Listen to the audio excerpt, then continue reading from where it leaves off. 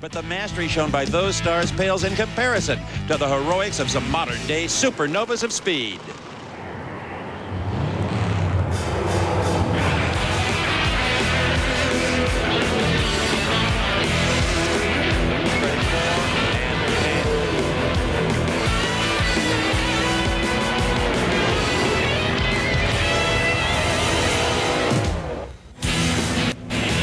Just south of Richmond lies beautiful Virginia Motorsports Park, home today to the NHRA Pennzoil Nationals presented by Track Auto.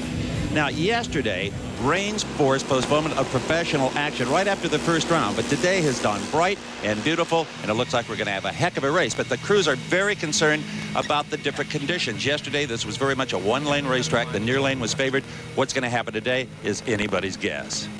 Hi, everybody. I'm Steve Evans. Throughout the course of this race, we've experienced some very chilly temperatures and a biting wind, driving the wind chill factor down into the high 40s. But the upside of that, tremendous atmospheric conditions. As our racers say, good air. And everybody benefits. But in Top Fuel, for example, some cars and drivers and crews weren't ready for all of that power, and neither was the racetrack. But one guy who hit it right on the mark in qualifying, Gary Scelzi, most recent winner in Dallas, the second quickest elapsed time ever at 4.49 seconds. But in round number one action yesterday, even though Scelzi had the very much wanted a lane choice, he was a little bit tardy off the mark, and the snap-on car of Doug Herbert just nipped him by 0.02 of a second, a 480 to a 479.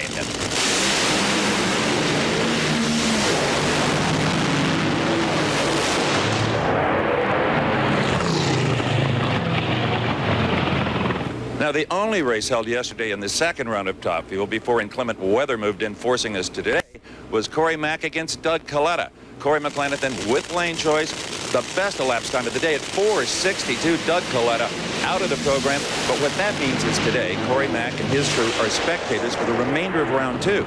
Is that good or is that bad?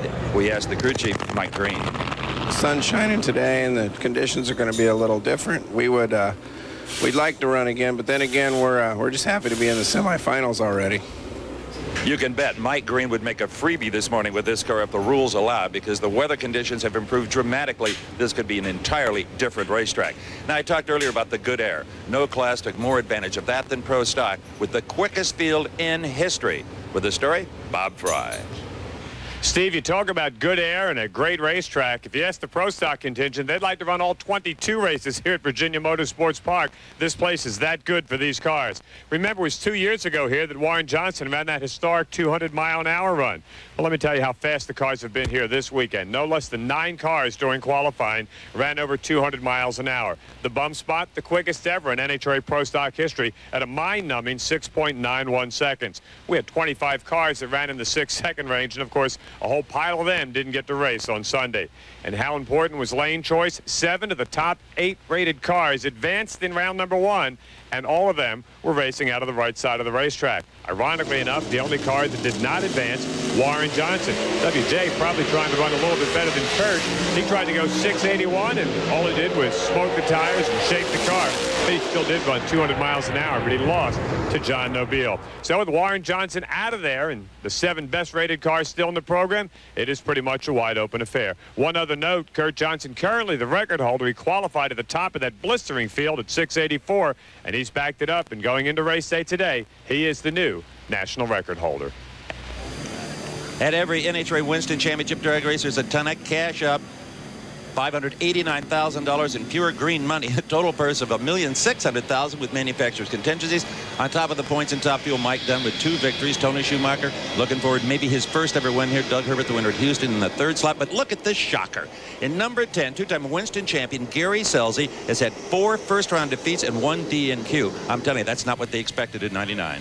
After Scelzi with that 449 shocker, look, a drop of 1/10 of a second to Corey Mack. That's his best qualifying effort of the year. Kenny Bernstein in the 8th position. Good shot for Paul Romine, the Clayton Harris-tuned machine. And at the bottom of the pack, Doug Herbert at 4.89 rounds out the quick 16.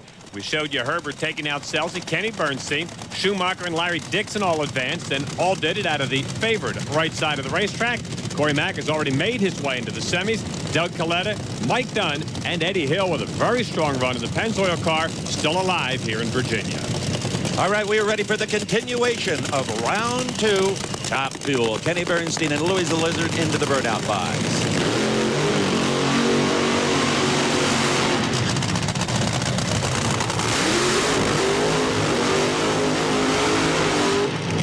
Doug Herbert, a huge burnout trying to improve that far lane. You know, Bob, overnight, nature shampooed this racetrack. NHRA blow-dried it with their giant jets. It could be just fine, better even than Kenny Bernstein thinks it is. It's an unknown commodity, and these are the first two cars to go down the racetrack today after the rain. I would certainly rather be in Kenny Bernstein's position right now than where the Snap-on car is. That left lane was nasty yesterday, and until somebody proves that it's better today, well, we got to wait and see. Doug Herbert, one with a hole shot over the number 1 qualifier in round 1. How's he going to do here?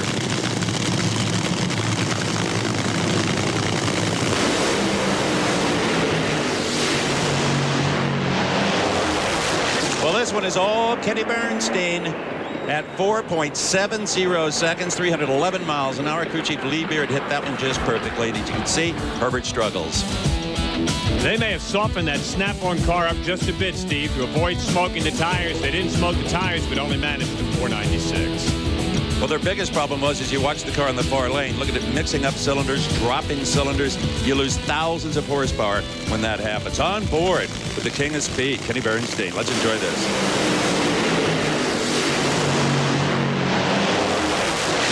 Whoa, baby. That is a ride. Bernstein advances to the semifinal round.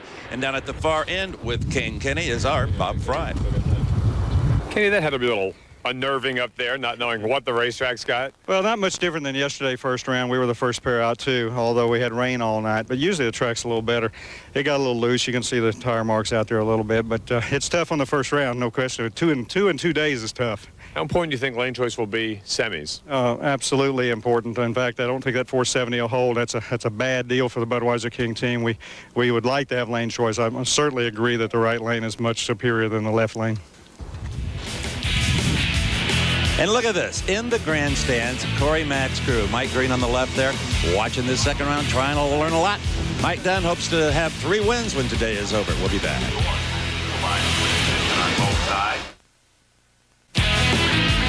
We're back at the Pennzoil Nationals, Virginia Motorsports Park, and that is Eddie the Thrill Hill, the Pennzoil dragster. Eddie's 63 years old and outperforms a lot of drivers much, much younger.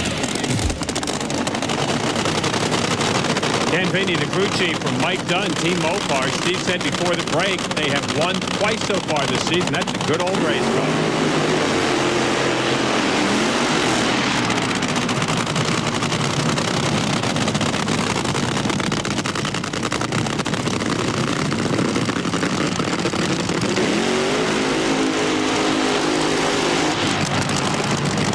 Mike Dunn just annihilating those 17-inch wide Goodyears with just a flick of the throttle.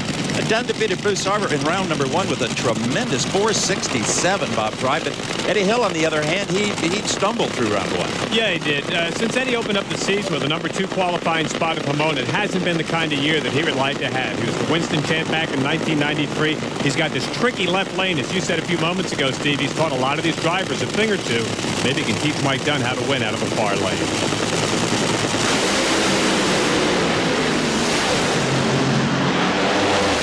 Whoa!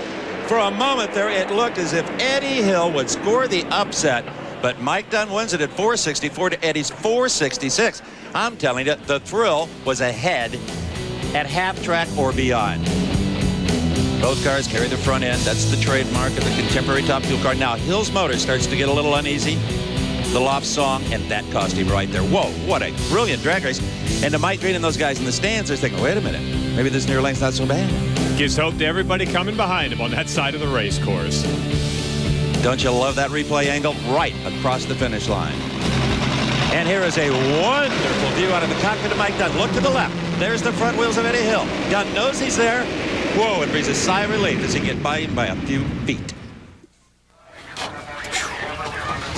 Little drag race. Mike, Eddie probably gave you a little more than you thought. Well, I'll tell you, he did a good job. I mean, we weren't taking him lightly, but obviously we're just trying to get down that lane and get the win. But, this Mopar team is doing a pretty good job. We'll get the driver straightened out a little bit here, and we'll be all right. Corey's holding 2 on you for lane choice going into the next round. A big factor? Yeah, here it is, unfortunately. But Eddie did a good job getting down that lane, so, we'll just see what happens. We may have a much more equal racetrack than we did yesterday. Here is Tony Schumacher getting suited up to face off with Larry Dixon. Schumacher is the fastest drag racer of all time at 330 miles an hour. And he's a second-generation driver. What's that like?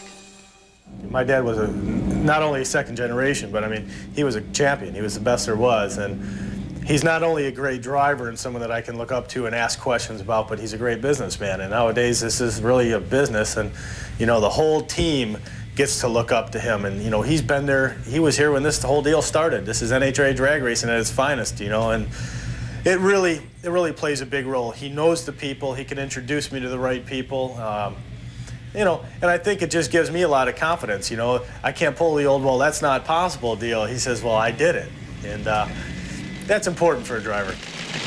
Tremendous affection between father and son. And let's not forget, over on the far side, Larry Dixon Sr. is at home watching this telecast. I guarantee you he still participates in the nostalgia drag racing events. Dale Armstrong calling the shots on the Miller Light car. They have got that tricky left lane, but they know it can hold at least a 466.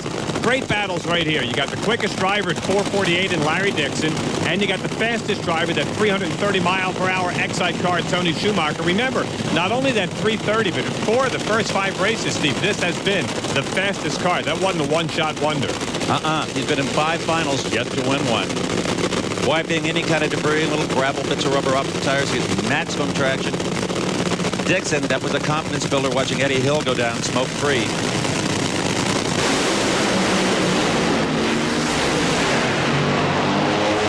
It is a romp for Larry Dixon and a just okay 4.71 second run at 300 miles an hour. I say okay because he's lost lane choice to Kenny Bernstein. Bernstein didn't figure his 70 would hold up for lane choice. Well, surprise, surprise. The Excite car blows the tires off and Dixon strolls into the semis. For Tony Schumacher, pure and simple, a clutch malfunction.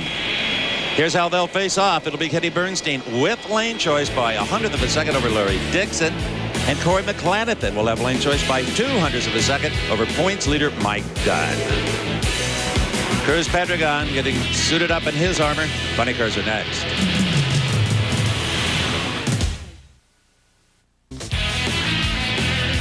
The flags are flying. It's a pleasant day finally here in Dinwiddie, Virginia for the 5th running of the Pennzoil Nationals. In funny car points like this. John Forrest, Tony Pedregon totally dominating. Cruz Pedregon in 3rd, followed by Bazemore and Stuza.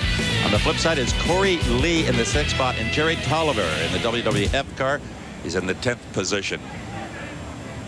In qualifying after a couple of nasty days here at Richmond, it was Jim Epler. That's right, ladies and gentlemen, the Corvette. First time ever in the #1 spot.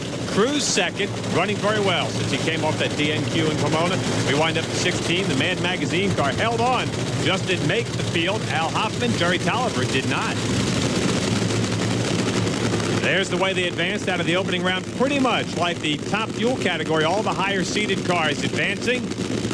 This is a great matchup back in round 1, Steve. Oh, yeah. Force and Scotty Cannon. Cannon, the right-hand side of your screen. This was round 1 yesterday. Cannon smoked the tires at half-track. John Force just flat blew him away. The fans were into that when the two have had kind of a war of words in the press and over the PA. Kind of fun. And that was the first time all year that they had met. Force will take on Bazemore for the first time this year in round 2. Corey Lee and the Cruiser also advanced into this round.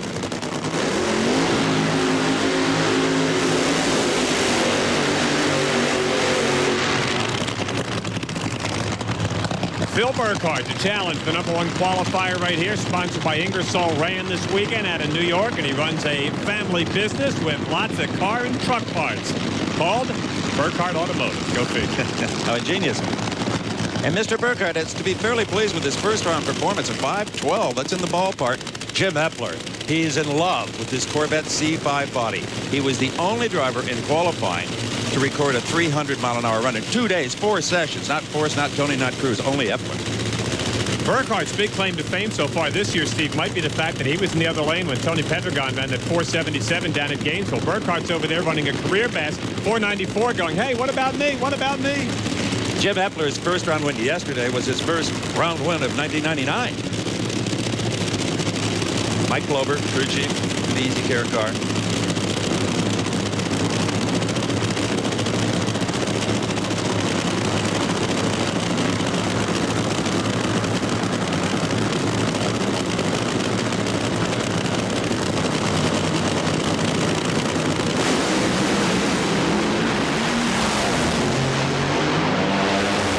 Jim Epler with a magnificent job of driving.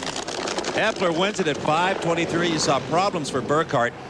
We're going to have another look at this. Watch the car in the left-hand lane. You'll see right where he pedals. It'll be obvious to you. Had he not gotten off the throttle, he'd have smoked the tires right there. Nice job, Jim. Still places the tires on the far end of the racetrack. Tim, you earned your keep as a driver right there, huh? Well, we did. You know, it's a new day out there, and had to do what we had to do to get down the lane.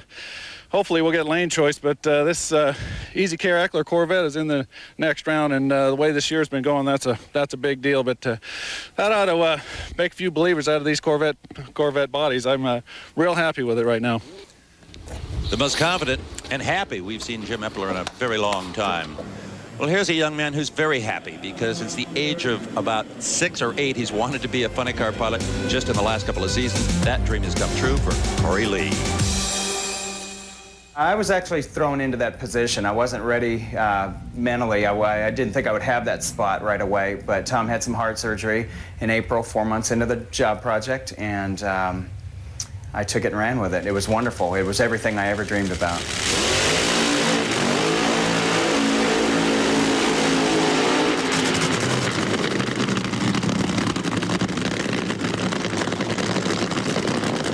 Cruz Pedregon, the Interstate Batteries car, going to heat him up.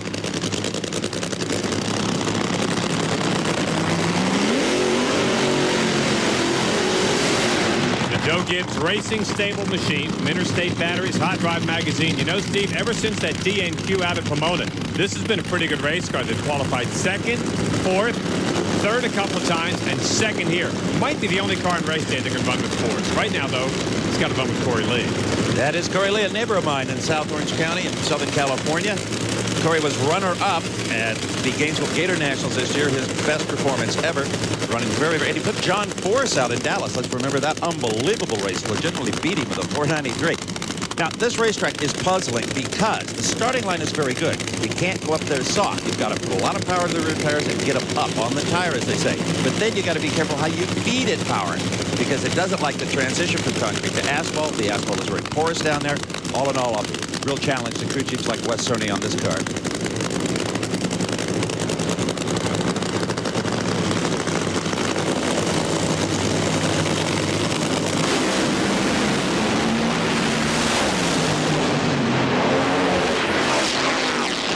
Pedregon at 5:08, only 254 miles an hour. Extremely slow top speed. Now watch this car on the left-hand side. That's Cruz. Watch it rock back and forth. That scared the heck out of the crew standing behind. Because a lot of times a car will do that. You're losing contact patch to the left, to the right. It'll smoke the tires. Cruz got it through there somehow and clicked it way early. So Cruz Pedregon advances to the semifinals with this win over Corey Lee. And up next, the Ford Chevy battle. John Force slides into his Mustang. He'll meet up with Whit Basemore's Camaro.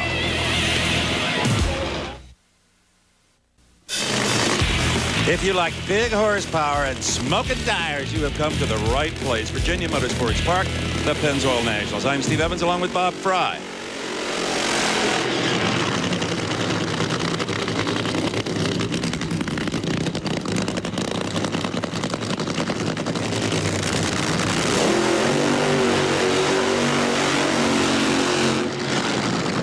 Wilkerson, the latest guy that will try to navigate that tricky left-hand side or far lane of this racetrack. The designated hitter for Team Castrol, Tony Pedregon, who is off to a marvelous start this season, had the quickest time of the meet so far in round one in 4:97 when he took out Gary Dencher. Poor Dencher, if he could get away from Force and Pedregon, he might be the points leader. Tim Wilkerson's team, the John Costanza Institute of Technology car, didn't qualify at Pomona, skipped the Phoenix race. Coming back now, and they're looking to put some rounds together. This team has not been past the second round yet so far this year, Steve, and it's a very good race car. John Medlin, crew chief for Tony Pedregon. This team runs much more independent from the John Force entry than it has in years past. Tony is the quickest driver in funny car history at a 4:77. And he keeps pointing that out to John every chance he gets, too.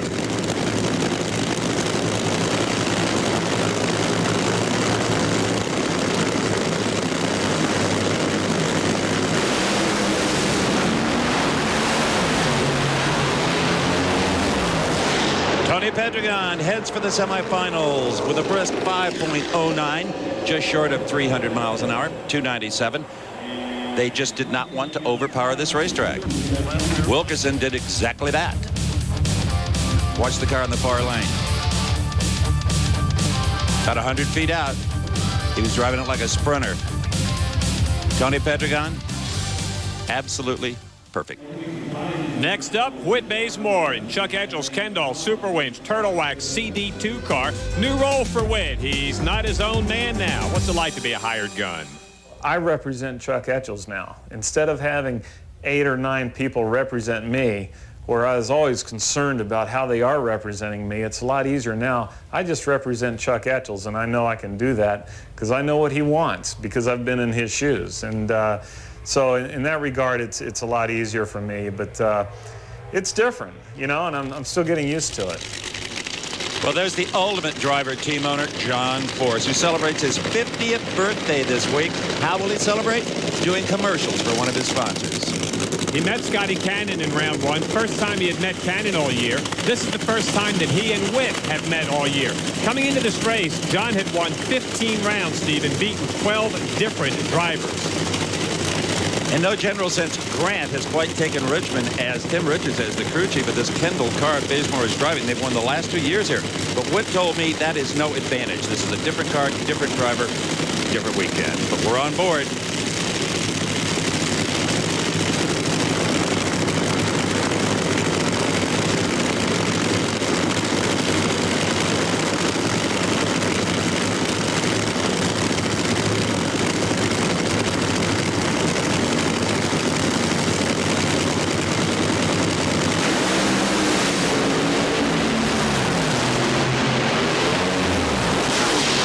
Bazemore moved first, tried to pedal the car, but to no avail. It is John Force at 5:01, 298 miles an hour. Watch the Kendall car. You can clearly see the advantage he had at the starting line right there. Pedal the car, and it just didn't have enough steam. On board, look to your right, look to your right, right. There goes John Force. And John Force goes right into the semifinals with his teammate Tony Pedregon. Lane choice over that swoopy Corvette of Jim Epler. And on the other side, a prime timer gang, Cruz Pedregon against John Force, as good as it gets in the funny car category. We've also got Pro Stockers thumbs up for the points leader in the Winston Chase this year. KJ's coming up next.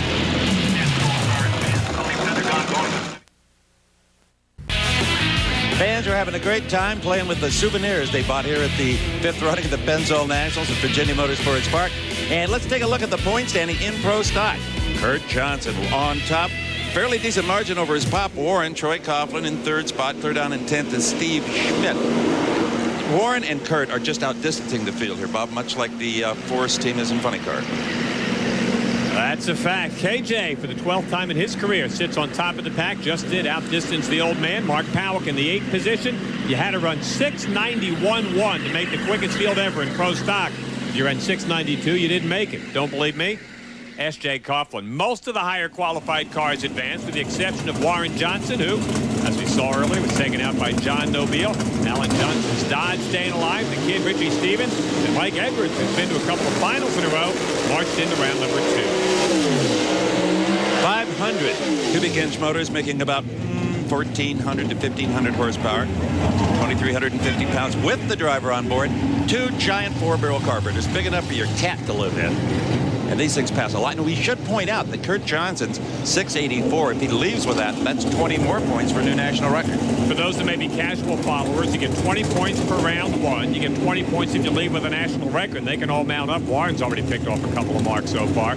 Richie Stevens, the kid who won the last race in 1998, opened up with 2 DNQs this year. Pretty much the same for Mike Edwards, but both teams have come on strong the last couple of races, especially this guy. And Mike Edwards has really lived by the whole shot, though. He's won more races with slower elapsed times than he has with quicker elapsed times out of Broken Arrow, Oklahoma. These are 2 marvelous drivers right here. This one could be won or lost, Steve, right on the starting line. The cars are that evenly matched. Checking the wheelie bars. Let's listen.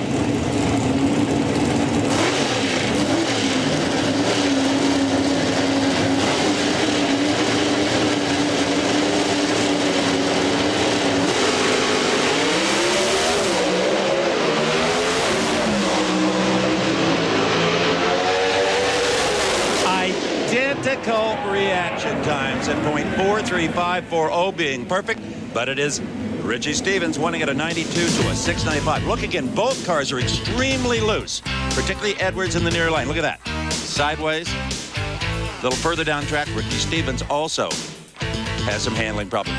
My favorite view. Whoa, Edwards almost got completely out of the groove.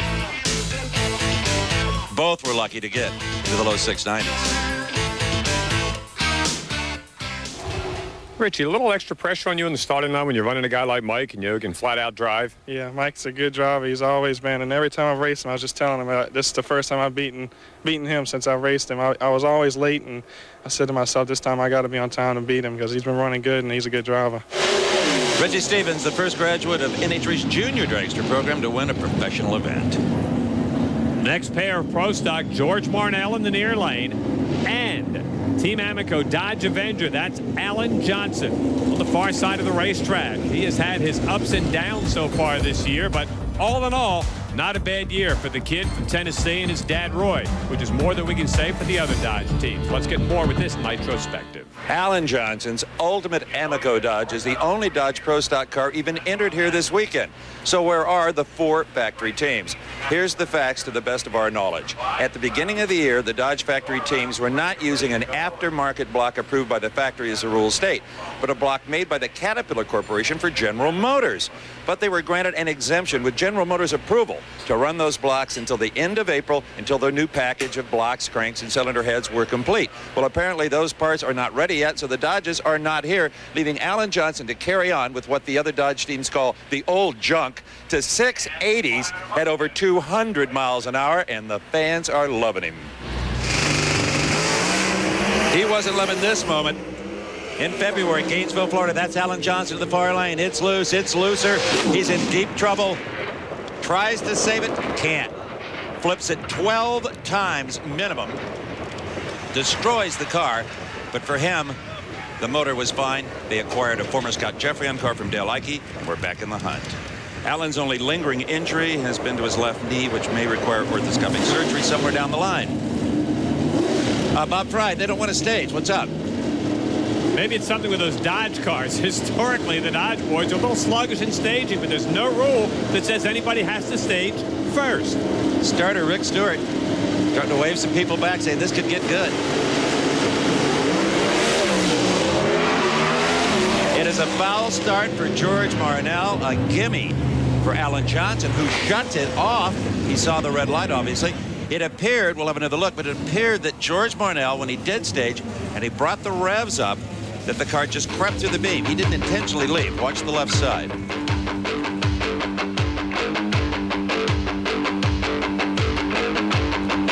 Bob? What, pray tell, was going on in the starting line? Well, just sitting there waiting to see who go in first. I like to go in last here at Richmond for some reason, but George decided to go in. I just followed him right in. I don't play in games once we get in, but I think we broke 5th gear right as I shifted into 5th. Tranny broke, so we was on a good run. It may have been the best of the weekend.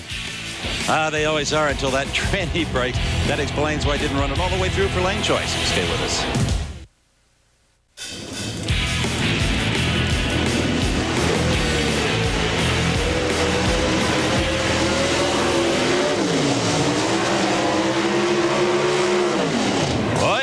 More Pro Stock action coming your way from the Pennzoil Nationals. A lot of fans in yellow shirts rooting for that car in the near lane.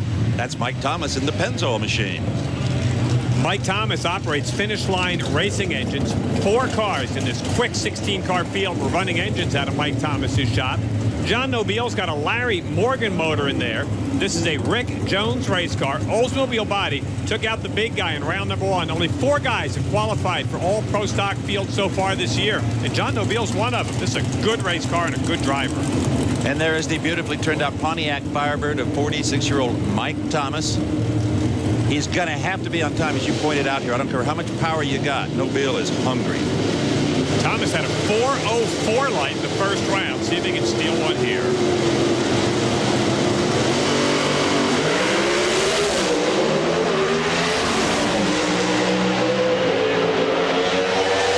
The New Yorker, Nobile in the Oldsmobile, strapped one on Mike Thomas. wins it with a 6.93 to a much quicker 6.89. Watch the purple car. Oh, yeah. Had him out of the gate by about 0.05 of a second. As they get close to the finish line, here is what a margin of victory of 100th of a second looks like. About 3 feet. Mike Thomas went from an almost perfect 4.0 light in round 1 to a 5.3, and it fit him bad. Hold on, baby. I got to help Mopar over here. Man, nowhere is reaction time more important than this class, and your 93 just punched out his 89. Man, I was pumped for this race. I got to thank Pat Norsha from Ram Clutches, my wife, Kenny. It's just awesome. And the guys at Mopar, because they're behind me right now, and we're going to go Mopar racing as soon as Larry Morgan gets his act together. And I just don't know what to say. I would just, maybe it'll be my weekend. That is one good-looking hat, don't you think? Fits him like it was made Larry for. Morgan, I love you. All right, as they burn out for our next race, let's flash back to this same blue car. Well, it was in the opposite lane in qualifying. We want you to see the quickest elapsed time in NHRA Princeton drag racing history by Kurt Johnson. Dancing those front wheels. Perfect driving job, straight as a string to a 6.84 and 20 bonus Winston points. Almost 202 miles an hour. They were giving out 200-mile-an-hour runs like they were free here at this racetrack. And here's one of the drivers that nailed it. It was Mark Powick at 200 miles an hour, the guy out of Akron, Ohio, they call the Cowboy. Also his teammate, Greg Anderson, hit the double century mark. Great-looking Chevrolet, the AC Delco machine. Kurt Johnson has been in the shadow of his dad since he got into pro stock in '93. This just might be the kid's year.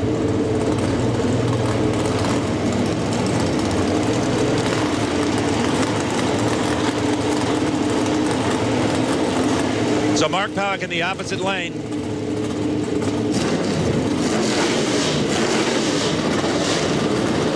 Rev the motors and keep the spark plugs clean and firing.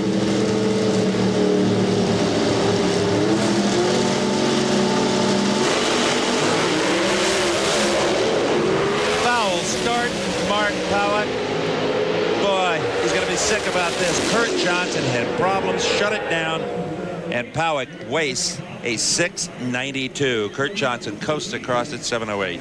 When KJ's in the other lane going 7.08, you got to figure you're going to be advancing, but not when that big red light's shining on you. It's Johnson and Johnson in the next round. KJ with lane choice, and the kid picks the lane over the boy from New York City.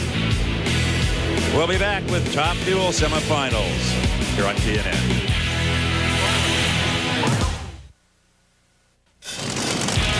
Back at the Pennzoil Nationals, getting ready for Top Fuel semifinals. Kenny Bernstein, Larry Dixon.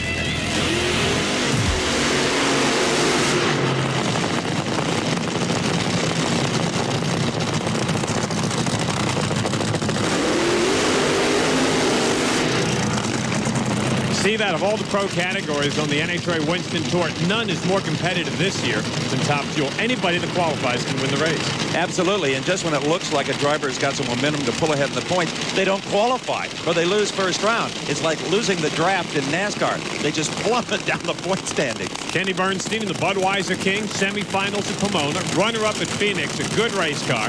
The Miller Lite machine, owned by Don the Snake Prudhomme, Larry Dixon. This team, it's been a calendar year and then some since they've been in the winner's circle. Well, he's the poster boy for the national record. He got that at 4:48. But what he can't do is go out first round. And Dale Armstrong admits we don't have a race day set up yet. I think maybe even Lee Beard would tell you the same thing about the big red car. Ironic that Bernstein's 470 gave him lane choice. Second round in a row. Dixon is on the far side of the racetrack. If anybody can figure it out, that guy, Dale Armstrong's the man. The lanes appear to be far more balanced than they were in qualifying or first round yesterday.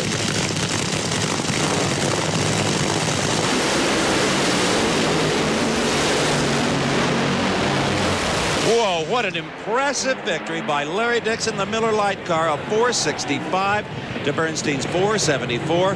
Dixon also even had an advantage off of the starting line to make it even look worse than it should have been. By 200ths of a second, Barlane leaves first.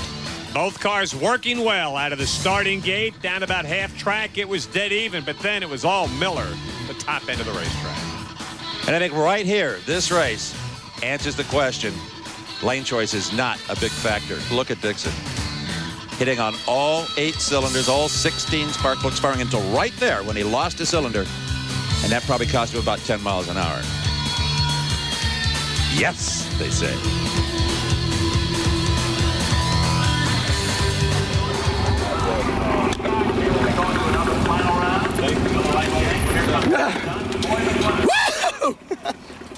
Oh, man. Larry, did we exercise the ghost of the left lane there? I don't know what it is, but we're going down the left lane and we're running and we're winning. I'm just thrilled to death. You know, it's a big round for this white car over here against that red one, Dale Armstrong. We did this one for the snake. Never bet against a snake against a lizard. That's all I could tell you. Hey, let me ask you, if you guys have lane choice in the finals, you're going to take the? I don't care. I mean, it's important to get to the final. You can't win unless you're in. Can't leave those important decisions to the drivers. We know that. We do. Corey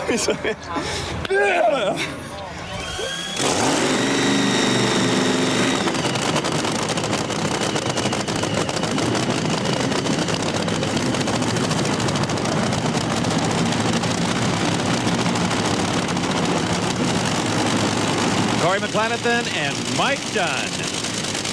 MB&A car, the Mopar car.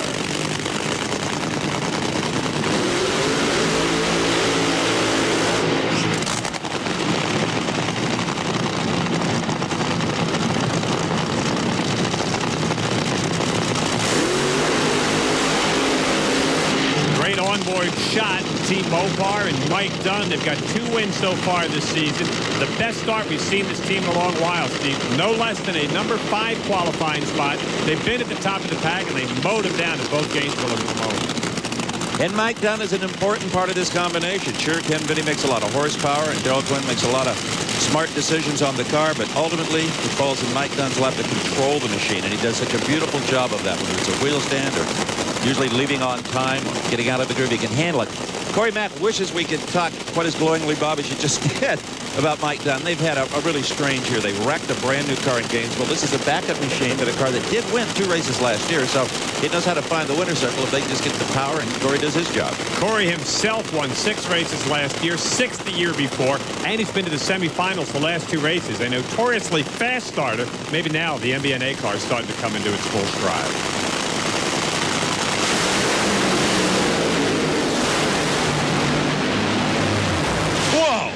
What a great drag race. Unbelievable. It is Corey Mack at a 471 to, this is going to hurt Mike Dunn. 469. Dunn runs quicker in the far lane than does Corey Mack and loses via the hole shot. It happens.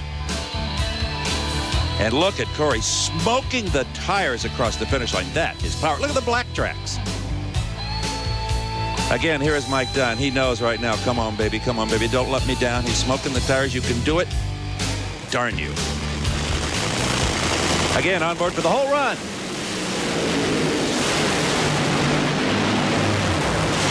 It was so close you never did see Corey Mack.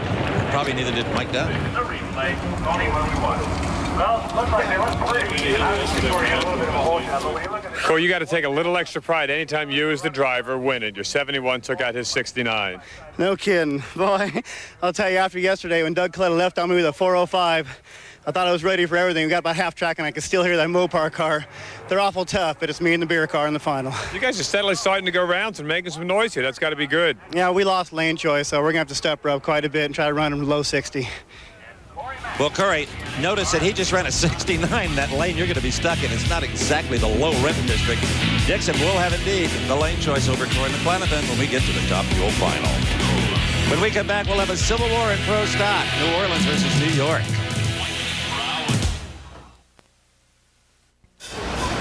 Back in Virginia at the Pennzoil Nationals, where 8-time Winston Funny Car champ John Forrest works the ropes. He says the fans relax him and pump him up at the same time. And we're pretty pumped up for the semifinals of Pro Stock, which will feature the amazing Dodge in the far lane. And we ask Alan Johnson, how has the Ike engine program worked so well for you? Well, I think Dale had a lot to contend with there in the first few races or the first year to get everything up to snuff, you know, running 2 cars. But yeah, I think he was right on the verge of making some real good horsepower, and I think with him and my dad, Roy, you coming together when they did. Both of them were right on the verge of some real big things, and I just think they clicked, and we're the lucky recipient. And something else that has clicked is the legal engine block in that car is a Merlin made by Worldwide Products. It's almost kind of a generic engine block, but it was approved by Chrysler. That's what it says it has to be in the rule book. Part of those 5 wins you see there for Alan Johnson included a win over Warren Johnson when Alan Johnson went to the semifinals in Phoenix. You can't tell the Johnsons without a program here. KJ, what a marvelous year it's been for him. He's got what is supposedly the good lane, and he's got what we know is the better car. And Alan Johnson has never been to a final round. That could all change right here.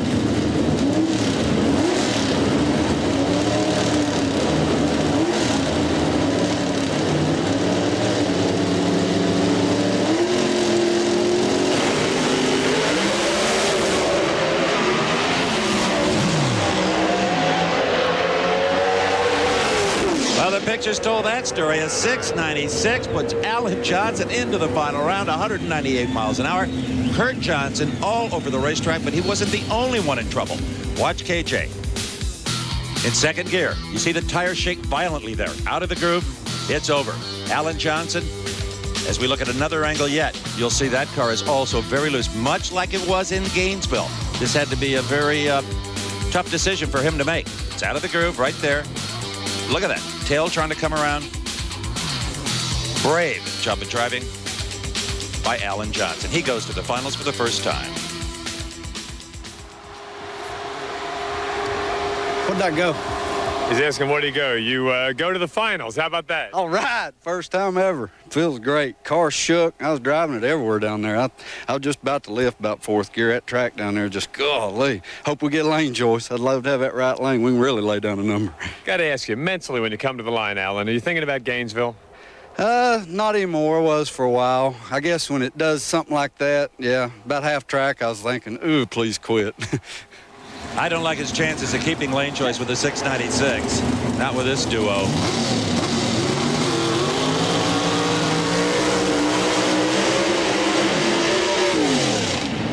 You could not get 2 drivers further apart than these 2 guys. New Orleans and New York City, or actually Long Island. Long Island. Great matchup right here, though. This one could be won or lost right on the starting line. Nobile's just happy to look in the other lane and see somebody beside the Johnsons. 4 of the first 5 races this year, he was taken out by either Warren or Kurt.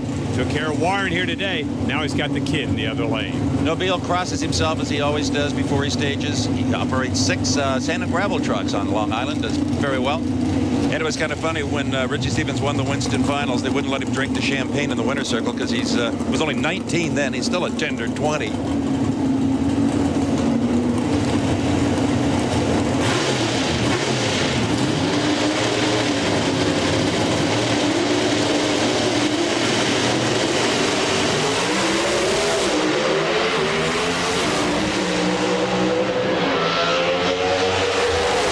No advantage off the starting line for either driver. It was one of power, and Richie Stevens had it. 691, 198 miles an hour. John Nobile is 697, and watch Nobile's purple Oldsmobile. It almost looks like it noses over, like maybe they had another transmission problem, which they've had. It just kind of all of a sudden loses steam. Ooh, Richie a little loose.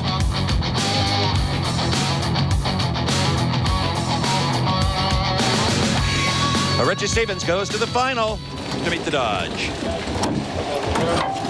What I went. He went 96. What'd you go? I don't know. What'd he go? Everybody wants to know where'd they go. What'd they go? You go to the finals. He goes to the finals. Of course, you get to go in the lane you want because you'll have lane choice. That's great. That was a good run. It was a good race between me and John. I'm just glad to be in the finals. The Valspar car's been running great this weekend. We had a record for a little while. We ran 200, and this just been an awesome weekend for us. Alan Johnson's been doing a great job driving. You know slouch. Reaction time. What'll it take to win the finals? Probably a 430, a 440. He's pretty good on the tree. I've raced him once before, and he's tough. And he'll be tough. Be careful, kid. He could crush your hand with those forearms. It'll be Richie Stevens, the kid, with lane choice over Alan Johnson in the post-time final. And when we come back, it'll be funny car time. Can Tony Pedregon get to yet another final round?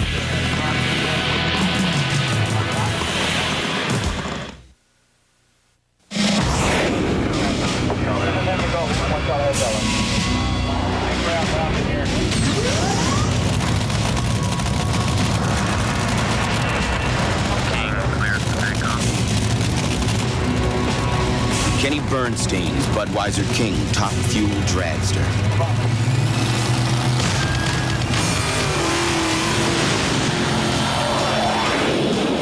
Who says you need wings to fly? Here in Virginia this weekend, NHRA welcomed Allied Signals Bendix brakes to the manufacturers. Midway, the newest major contingency sponsor, and a major threat to win here today in funny car competition is, of course, Tony Pedregon and the John Force Syntec Ford Mustang. What are the odds of one family in Southern California turning out 3 sons, all of whom become professional funny car drivers and were qualified here? It amazes me even today when I'm at the races at the end of the day and I kind of take a step back and I look over at Cruz's trailer and who he drives for. Joe Gibbs, he's won all those Super Bowls, and Frankie with Jim Dunn and the Penthouse team, which is really, they're doing it in a classy way. But I think what makes it really unique is that my dad really didn't encourage us to race. He wanted us to stay in school, and you know, I was supposed to be an architect and stay involved with the family business. And I think we had such a passion for it that, you know, my dad died when I was 16. We were, you know, fairly young, and it's just, we all took different roads. We all started at different places and wound up amazingly having to race each other. And you know, I think great opportunity for all of us. But you know, again, it still amazes me, and I still appreciate the opportunity that we've been given to be involved in this sport. And now he's doing his talking with his right foot. And the way he's driving right about now, brothers Frankie and Cruz wish he'd become an architect. Yeah, and I tell you, Jim Epler is not without a shot in that Easy Care Corvette C5.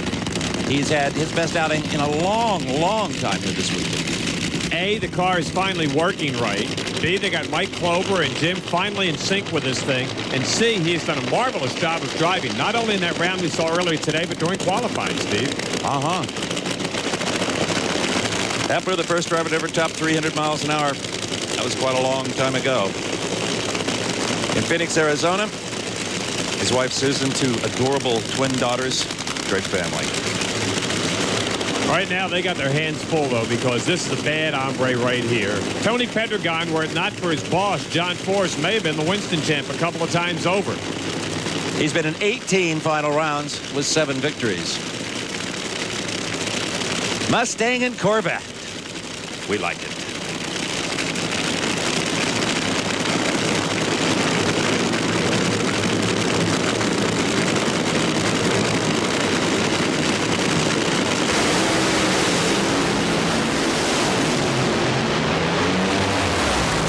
Tony just drilled Epler at the start and pulled away at the finish. A 5:04 to a 5:08, 294 to 287. The margin of victory a lot more than it could have been, because right here it was Tony reacting to the light first, 0.04 of a second better than Epler. Now from the side, they often look like they're going straight, not necessarily from this angle. Whoa, Jimbo. Hitting left. Gets a little sideways with the loss of those cylinders. Undergone, motor's on. Ladies and gentlemen, it's a classic Ford Chevrolet race here. Sunday. Well, actually, it's Monday. Oh, hey, Ford, Chevy, as long as this Ford wins, these conditions ain't too bad. I was noticing them top fuel cars that ran before us, and they seem to, that left lane come around a little bit. I'm almost glad that we raced it today just so we can get some closer racing. And great job for Medlin and the guys. They're keeping this thing together. I'm not really having to do a lot of driving, so one more to go. Hey, it's your brother and your boss in the finals, and you're rooting for? I'm standing back. John knows I'm behind him all the way.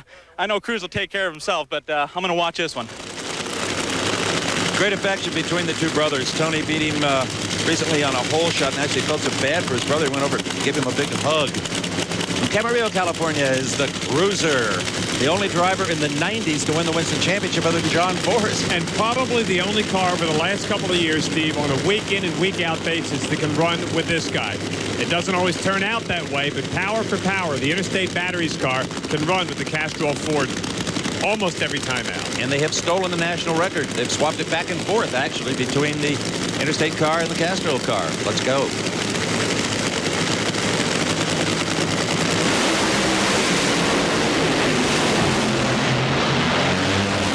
Another flawless performance by John Force at 4:89. Low elapsed time of the event comes in the semifinals. Head on. Cruz's car went to the wall. He steered it back, lost traction. Never even tried again because he looked at this car. Doesn't get better than that. Well, on behalf of all the fuel funny car drivers out there, I got one word. Ouch. 489. She's a good old hot rod. I told Coyle I'm a little late on my lights here. Help me out here with Cruiser. And we stepped on this old Castro heap, and she motored down through there. I mean, that's the way a car ought to run. And I'm excited. Hell, I ain't getting no younger, and it's just exciting. And come out here, get to race my teammate in the final.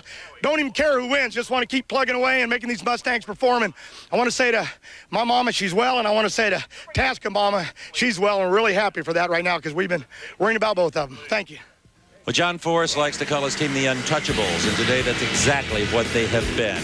John will have lane choice over Tony, and I guarantee you it'll be a heads-up race. Hey, want to know more and get more involved in drag racing? How about joining the National Hot Rod Association? You get 48 issues of National Dragster, your pen, your decal, rule book, all of that good stuff. Plus, Diamond Peel throwing absolutely free Drag Racing 97. Just call the number on your screen to be a member of NHRA today. There's one right now. Alan Johnson, can the Dodge do it in pro style? Here at the Pennzoil Nationals, this is the scene in the John Forrest Tony Pentagon camp. Believe it or not, that's called normal maintenance. Meanwhile, Bob Fry's on the other side of the pits with Dale Armstrong, crew chief for the Miller Lite car. Bob. We've been making such a big deal all day long about lane choice and how important it is. This will be a very interesting question for Dale Armstrong. You guys have lane choice. You just went out of the left lane, that nasty left lane. Where are you putting your boy? Well, to tell you right now, I might be giving something away, so you're going to have to watch. But that lane is very, very tricky to get down. A lot of guys said that some of the cars may actually have been underpowered in that left lane. Well, initially, yeah, in the first 300 feet, it's very good. But down at the other end, just off the 330-foot pad, there's a real bump there. And we see it in the drive shaft all the time, and we're really bordering on the edge of losing traction there. Whereas the right lane is a lot smoother there. And in the right lane earlier, we went 315 miles an hour, so we haven't really made the decision yet. Dale really doesn't want to tell, so I'll send it back to Steve, and then Dale will just whisper in my ear where they're going to run. What, is he afraid you're going to run over to Corey Mack and tell him how to get down the left lane? Well, here's our first of 4 finals. The first look in this show you'll get at the Pro Stock Trucks. Bob Pennzoil Jr., another second-generation racer, has advanced out of this side of the ladder. Took out Mark Osborne in the semis. Mark, the points leader, coming into this race. And on the flip side, Brad Jeter, who will be Pennzoil's opponent in the final, now running with sponsorship from Carl Moyer and Carl's Chevrolet. And he took out the reigning Winston champ, Larry Kopp. A lot of heavies here in the Pro Stock Truck area, Steve. And Jeter, he's no stranger to the winner's circle. He's had a fair amount of success, not recently really, in Pro Stock Truck competition. These things make about 900 horsepower, as Brad can tell you. 5-speed, manually shifted transmissions, are a little bit lighter than a Pro Stock car, and the motors are much smaller, 358 cubic inches. Last time we had a Pennzoil Nationals, Bob Pennzoil Jr. won. Of course, that was in Memphis last year.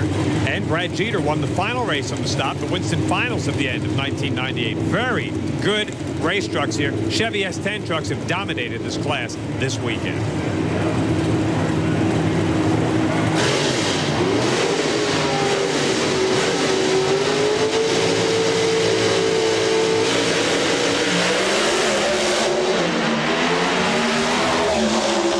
Disregard the yellow truck because he fouled out. You no doubt saw the red light on the Christmas tree as Bob Pennzoil pushed it a lot too hard. A 327 light is really quite early. Check it out again. The beautiful yellow truck from Stockton, California. Working those wheelie bars. Front end up. Unfortunately, he just had the front end up a little too soon. Well, with this win, Brad Jeter vaults up the point standings to second. Bob Pennzoil used a runner-up to pick up third. She's the man in black. I feel like saying hello, everybody. I'm Johnny Cash, but I'm going to say hello. We got the Pro Stock Truck winner. Nice job, Brad. Thank you. It feels good. I tell you, I had to rebound from Houston there. I was a little tardy on the starting line. I came here, and I put a lot of pressure on myself, and I've driven fairly good this weekend. And I tell you what, I'd like to thank my new sponsor, Carl Moyer at Carl Chevrolet, all the good people at GM. I can't say enough about my crew. They've done a heck of a job. Gerald, Billy, and Brian, my mom and dad, for giving me this opportunity, and my brothers, they've sacrificed so much in their life for me to be able to do this. I can't thank them enough. A very nice, a very humble young man. Brad Jeter, our Pro Stock truck winner. But what about Pro Stock automobile? Is it going to be the Dodge? Is it going to be the Kid? I got to like Richie Stevens' chances here. He won the last race in '98 out in Pomona, California. He's been driving very well. He's got a very good race car, one of those Mike Thomas motors I talked about before, and I think he has got the preferred lane. Well, we heard Alan Johnson talk earlier. If he hadn't broke that tranny, he might have been the best running he'd ever run. Well, if he didn't break the tranny, maybe he will. And I would tell you, for Pro Stock, I think the left lane's cool. Maybe for the Nitro car, it's a little bit of disadvantage. Not so much for Pro Stock, I think. The Johnsons have run Mopars as long as I can remember. His dad cut his teeth with a '62 Plymouth with a 2-barrel carburetor. You've come a long way, man.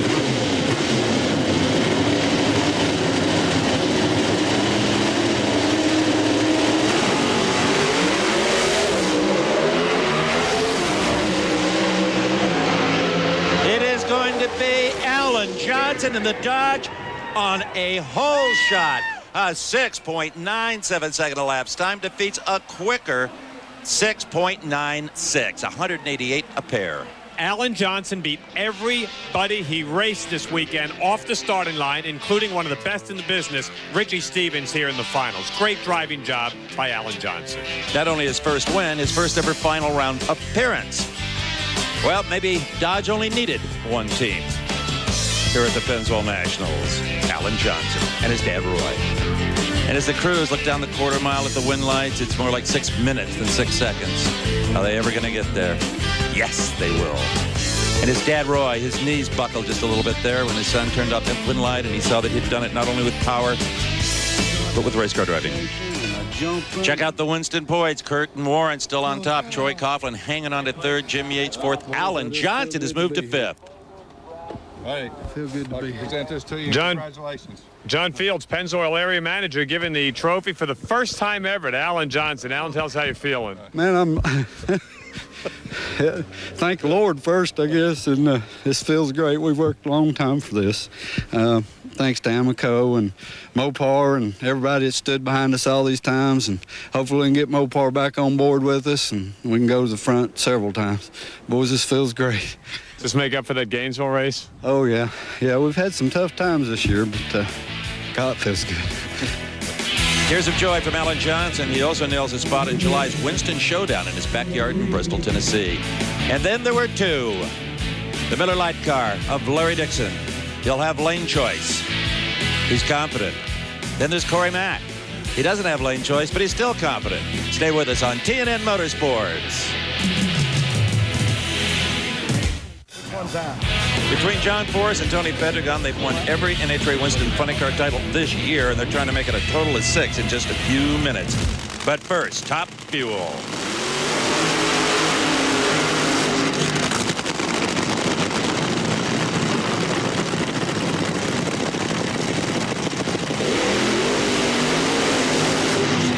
By the way, while you were busy watching Pro Stock cars and trucks, Dale Armstrong told me they're going to take the right lane. Not to anybody's surprise. Two good teams here really in search of a win. Dixon went to the finals at Pomona, watched as Mike Dunn just leveled everybody with those 450s. Corey's been to a couple of semis in a row with the MBNA car. Great opportunity for both of these guys to start flexing their muscles a bit and throw their helmets right back in the ring for that Winston Championship. Now, you notice there is no wheelie bar on the back of the MBNA Corey Mack car. If we get another look at the Dixon car, you'll see that there is. And it really helped him set that national record of 448. The front end was up so high that it was right on the wheelie bar. 1,800 pounds of downforce from that giant wing on both of these cars, and they may need every bit of it. We're going to find out in the first 60 feet of this drag race, Steve, who's going to win this. Well, win or lose, Larry Dixon is getting on a helicopter that's coming into the far end to go to Puerto Rico to meet up with Don Prudhomme to do a series of meetings at vocational schools on behalf of Miller Lite. Dale Armstrong says, it's up to you, kid.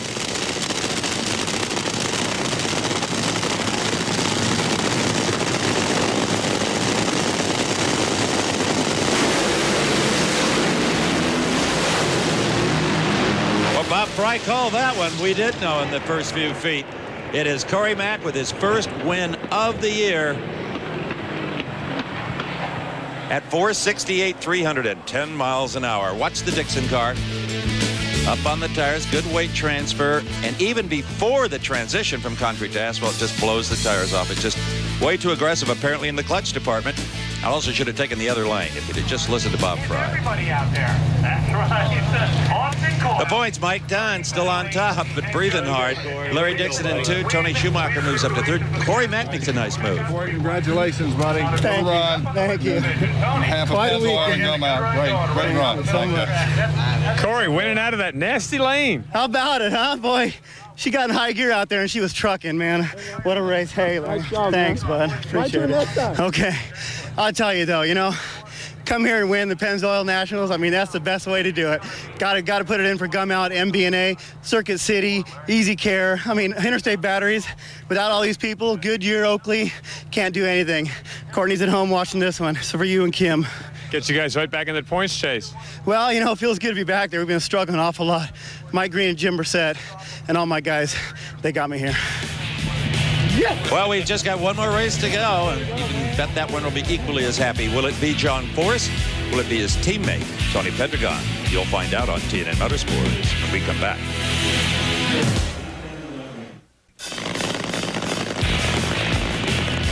Burnout's already completed here for the final pair at the Pennzoil Nationals. John Force had lane choice, took the near side. What a shocker. Tony Pedregon relegated to the opposite lane. But I've watched these cars being prepared for a while, Bob, and I'm telling you, Tony doesn't have second-rate anything on that car. I mean, in fact, there was little conversation between the crews. This is a throat ripper. They're going out to race.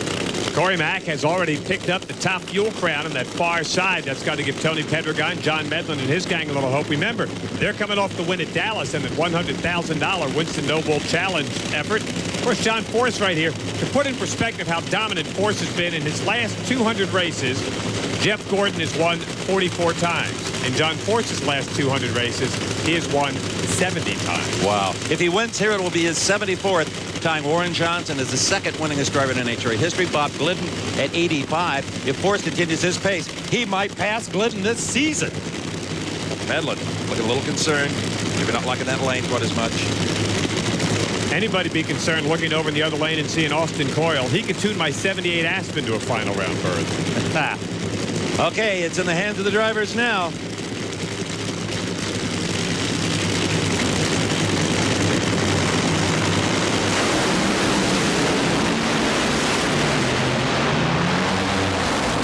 A beauty. John Force, 494. Tony a 504. Force again over 300 miles an hour as he picks up his 4th win of the year. Have another look. It was Tony away first.